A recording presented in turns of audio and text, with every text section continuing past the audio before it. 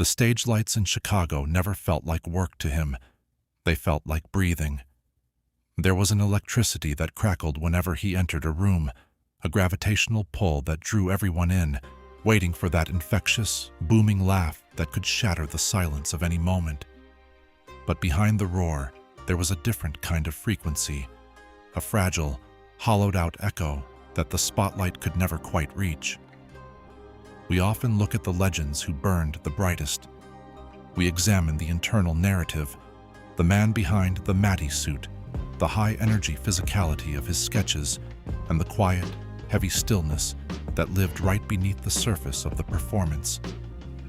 It was a beautiful, haunting dichotomy, a man who lived to make the world laugh while navigating the jagged edges of his own private theater. Chris Farley was a master of the paradox of performance.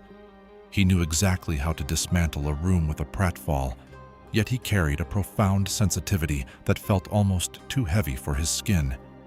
He was a whirlwind that lived in 100% intensity, a flicker of light moving through a darker room, leaving a legacy of comedy that still hits us with the same haunting, kinetic force today.